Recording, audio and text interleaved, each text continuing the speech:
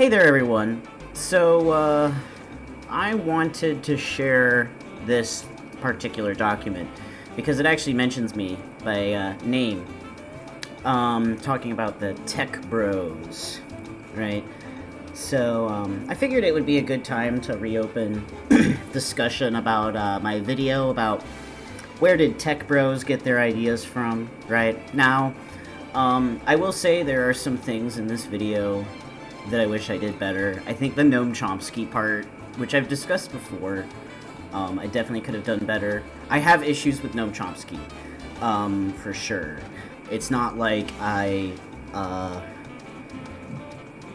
it's not like I don't have any problem with Noam Chomsky. It's just the way I wrote that particular section, I wanted to kind of use it as sort of a humorous, like, jump towards, like, the actual dirt on Jean Brickman, which I think is a lot more serious than what Chomsky was doing.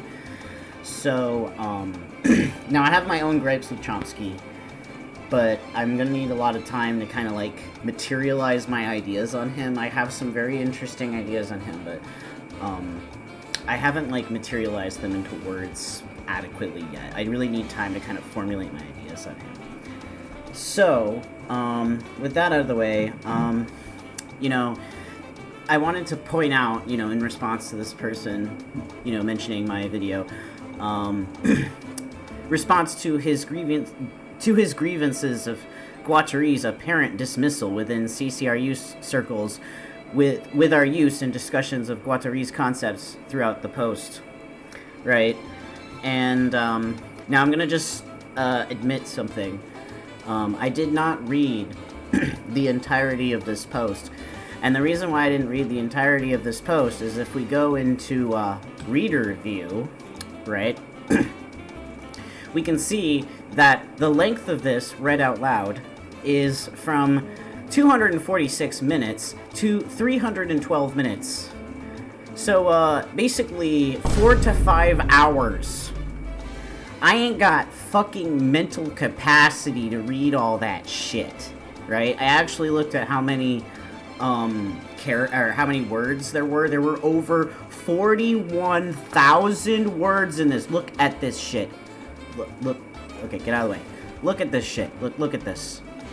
Look at this. Like, this is fucking insane. Like, bro, you wrote a book. You wrote a book, right? Now, that's not necessarily wrong in of itself, right? But I think that it's kind of problematic because, like, part of the issue that I have with the way that accelerationists, like, approach the discourse, right, is that they are not clear about what their position is from the start.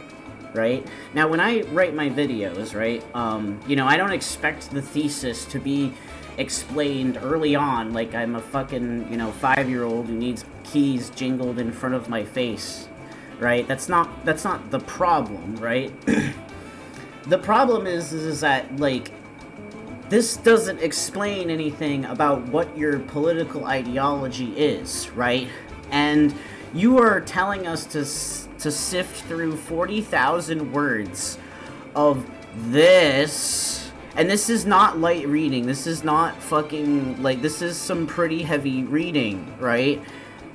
Just to get your fucking point across. Now, I wouldn't have minded if it was organized in such a way where all of this was used as evidence to make a point, right? Which is kind of interesting because, you know, even though Anti-Oedipus and 1,000 Plateaus are very non-linear books, they still use, like, in ATP, they still have an introduction that, while very playful with the language, and some may even consider esoteric, which I personally disagree with that. I think that's a misnomer. But, you know, they use very playful language and shit to be able to, you know, introduce their book, right?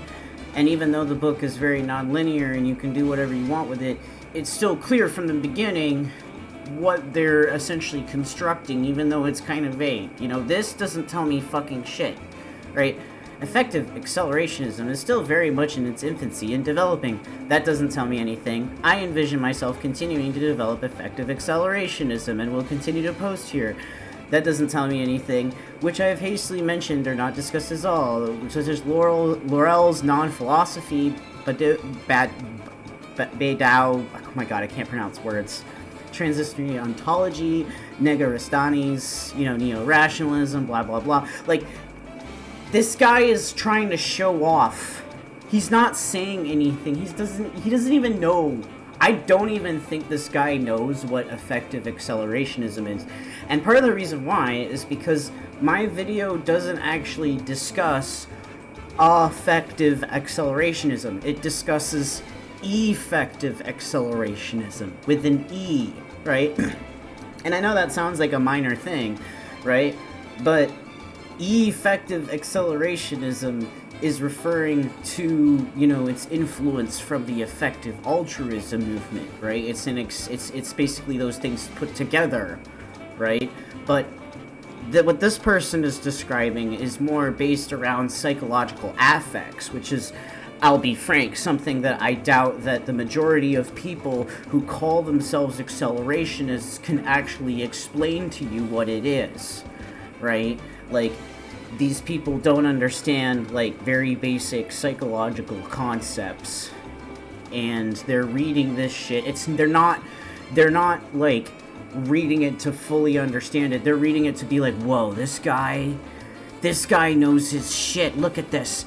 He's written a post on axiomatics. Oh my god, he's quoting that anti-Oedipus book. Holy shit, look at this. Now, the thing is that, like I said, I haven't read this whole fucking thing, right? Because look how fucking long it is. Like, Jesus fucking Christ. I have a life, and I'm worrying about things that actually matter in the material world instead of this fucking cute accelerationism bullshit, right? So, I was curious, and I found this part, right? And this part caught my eye because that's a diagram from schizoanalytic cartographies.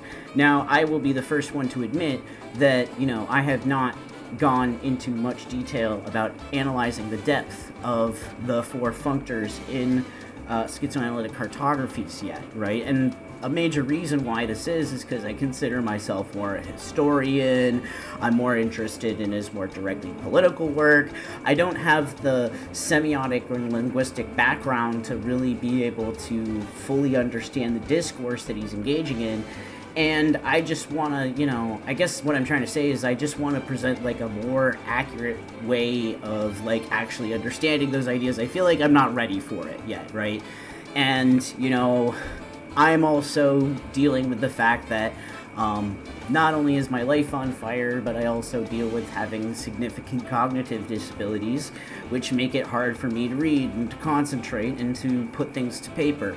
So, even though I can have an output sometimes that's very reliable, it's actually very hard for me to actually, like, learn new things, and it's so as a result, I'm just not as caught up on everything, right? And I do this disclaimer because I feel like it's very necessary to be honest when criticizing these people's behaviors. Now, the nice thing about Guattari is when you have a good, like, functional understanding of how he works and you can kind of explain his basic ideas, what is going on here that they are discussing in this example here, where they're talking about schizanalysis and anti-Oedipus and all this shit, it lines up very well with, a decent understanding of, Guattari, and it's like, this is just explaining shit. Like, this is not novel, this is not new, this is not developing towards something. It's not like it's saying, oh, we're going to use this, we're gonna just use this to, explain some further concept. He's just, this person's literally just discussing what all of this crap means, right? Like, this is not new, right? And I'm gonna provide a link in the description so you can see what I'm talking about, to know that I'm not just, like, pulling shit out of my ass, because I know this is a ginormous fucking document. So, anyways, so we get to the end of this, right? Where they finally explain, like, why are they talking about all of this crap, right? So they say, thus we have seen how effective indices are presented as non-discursive markers of intense, lived experience and forces within processes of enunciation and subjectification. They are described as non-discursive affectants or interpretants. They do not arise from categories that are exponential or numbered, but from intensive and internal categories corresponding to an existential auto-positioning. Unlike traditional linguistic chains, they are not designated through traditional linguistic chains or axes. Instead, they index or mark an asignifying rupture that authorizes the putting of work of an enunciative existential function. These indices are points of intensity, disruption, or singularization that analytical praxis seeks to identify and work with. So first, before I continue, I'm just going to mark this so I know where it is. This is nothing new. This is something that, if you have a competent understanding of Deleuze and Guattari, you already know this. You don't even need to interact with Guattari to even know this, right? Like, Guattari is just validating like a very core basic concept. Basically, this person's validating a very core basic concept of how, Deleuze and Guattari model their ontologies. And it's harder for me to explain on the spot just because I have language difficulties, but I think like the best way to describe like a visual analogy of what they're talking about is that think about think about a field, but think of like a field, right? And then you have rocks in that field, and those rocks influence how the flows interact with those fields. And basically the rocks themselves are not like individualized specific static objects, but rather they are constructed from these like their relationships are constructed from like these asignifying relations between the lines that actually are describing this system as a whole, right? And essentially what they want to do is they want to move the rocks around. They want to change the flows and stuff like that, right? And they even want to throw in new rocks or take out rocks. And the thing is that this is nothing new. This is not novel. This is not something creative for affective altruism. It's just the same shit, right?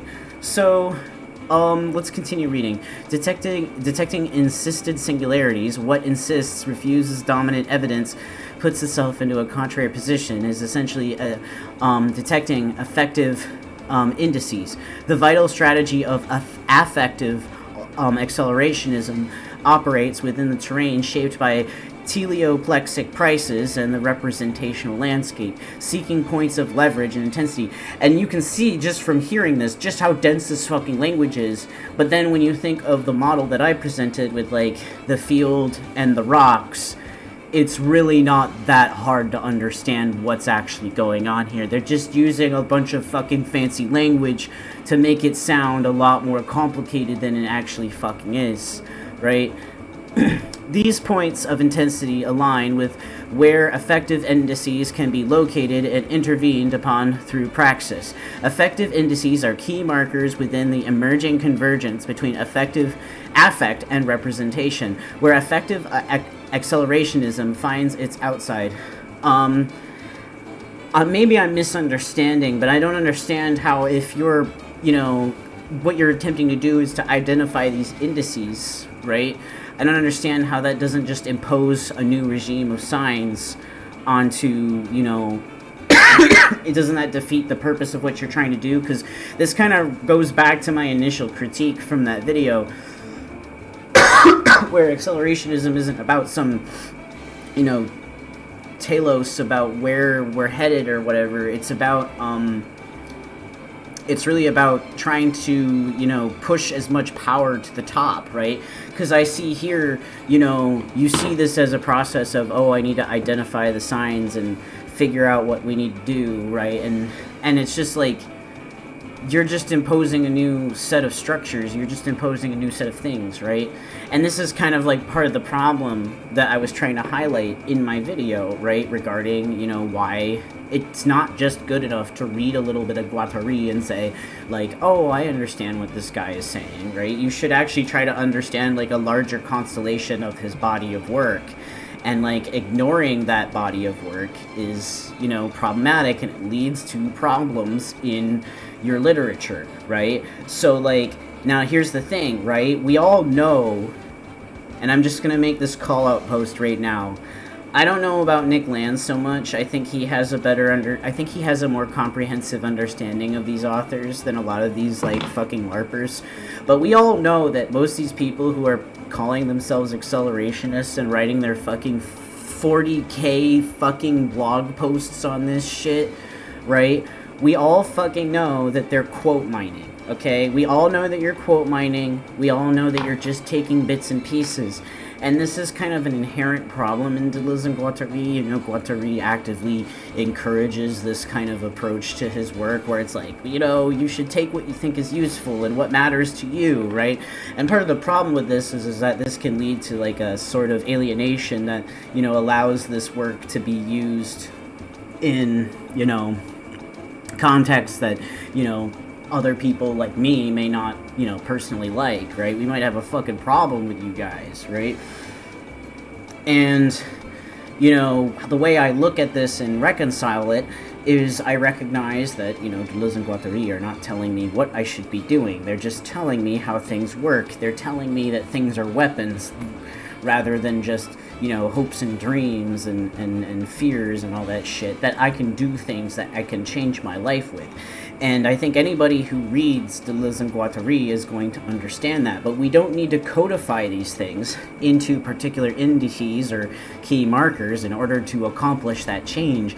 In fact, you know, in my practical, you know, application of Guattari in my everyday life, these arrangements are constantly changing. That's kind of the point of schizoanalysis, that these models change all the time, and I almost feel like whoever wrote this is underestimating how often they can change.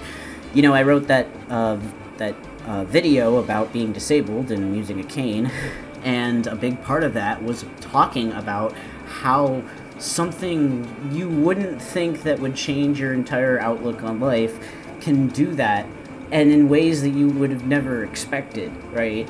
And, you know, basically my response to this is that, wow, this is what you got from it. You got from it that, you know, we need to identify things and arrange them in the way that you think is the best. Fucking idiot. This is why artists who get into this shit actually know what they're doing, because those people are actually, you know, exploring the asignifying. They're exploring things that go in between the cracks. This is not. This is bullshit. So, as effective indices are points of intensity, disruption, or singularization that signal underlying effective forces, they represent potential points of leverage or intervention for effective accelerationism's vital strategy. Ooh, and what are they trying to accomplish with this? The vital strategy aims to hijack existing effective energies and redirect them towards insurrectionary potentials. Yeah, we fucking know. That's the fucking point. You're literally like a baby. Like, you just figured this shit out. Like, I figured this shit out within a year of reading this shit. It's not that hard. And you don't have to fucking make it this fucking pretentious to understand that. Effective indices, such as the libidinal charges, erotic indices, or existential refrains, are precisely manifestations or locations of these energies. By identifying and working with these indices, effective accelerationism can engage with and potentially redirect these vital forces. Like, this just sounds like they want to turn affects into a fucking computer. Because, like, again, they want to identify, they want to classify, they are literally creating a new linguistics. They're telling you they're not. They're telling you that they're referencing Deleuze and Guattari. They're saying, whoa, guys, you know, we're really doing it for real this time.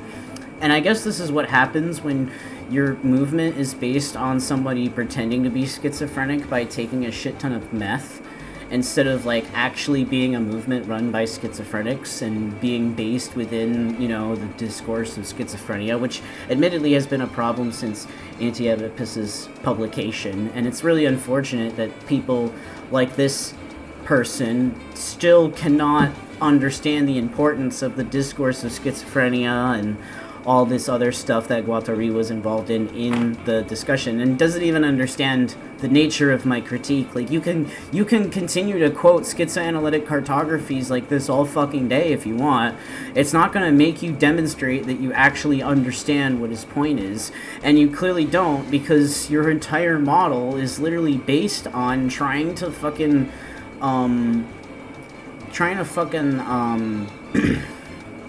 replace the current linguistics or whatever that people are using to meta model this shit and with a new one. Like, what do you think identifying these indices does? Like, you're literally just trying to make a new fucking faciality. Like, come on. This is amateur hour shit.